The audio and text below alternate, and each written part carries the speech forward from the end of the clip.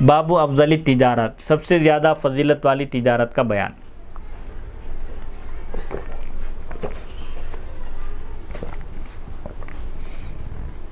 حدیث نمبر 420، حدثنی زید بن علی عن ابیہ عن جدیہ عن علی رضی اللہ عنہم قال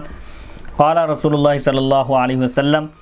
خیر تجاراتکم البر وخیر اعمالکم الخرز ومن عالج الجلب لم یفتقر۔ حضرت علی رضی اللہ عنہ بیان کرتے ہیں، نبی اکرم صلی اللہ علیہ وسلم نے ارشاد فرمایا، تمہاری سب سے بہترین تجارت نیکی پر ہے۔ جس تجارت میں نیکی کو ملحوظ رکھا گیا ہو وہ سب سے بہتر تجارت ہے، اور تمہارا سب سے بہترین کام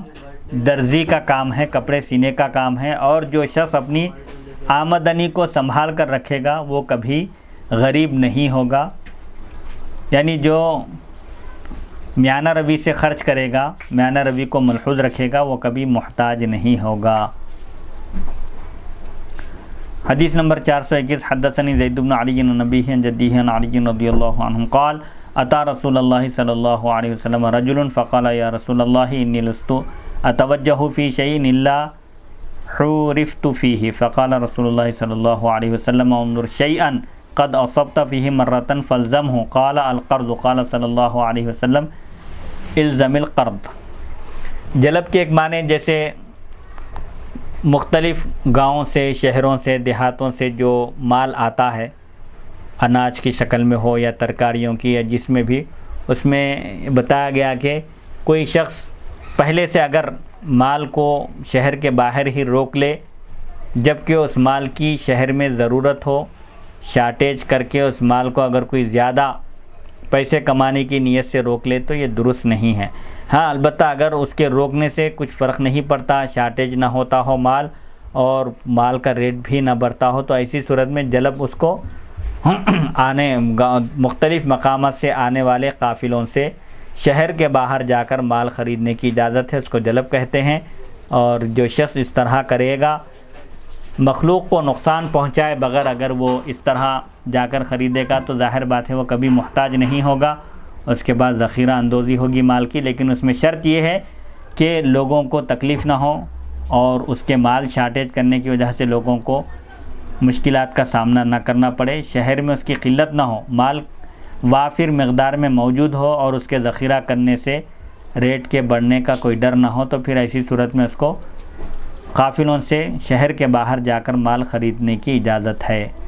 حضرت علی رضی اللہ عنہ بیان کرتے ہیں، ایک شخص نبی کریم صلی اللہ علیہ وسلم کی خدمت میں حاضر ہوا اور اس نے عرض کیا،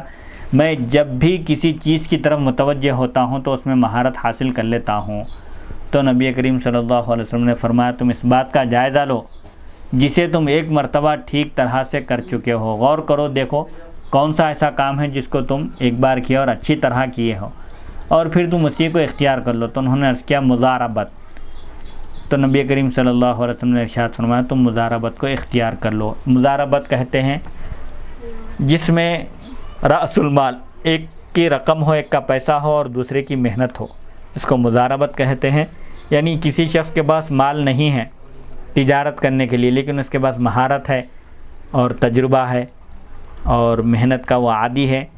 تو ایسی صورت میں وہ بیع مضاربت کر سکتا ہے، یعنی مضاربت کی شکل اختیار کر کے کسی سے پیسے لے کر وہ تجارت کر سکتا ہے۔ اس میں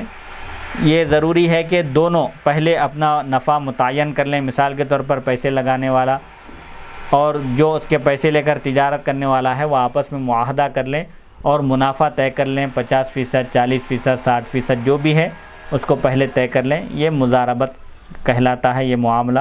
اس کی آپ صلی اللہ علیہ وسلم نے اجازت مرحمت فرمائی، مضاربت کی جا سکتی ہے اگر تجربہ ہے، مہارت ہے، کسی کے پاس ہنر ہے اور کوئی دوسرا پیسہ اگر اس میں شامل کرے، لگائے تجارت میں، اور ایک شخص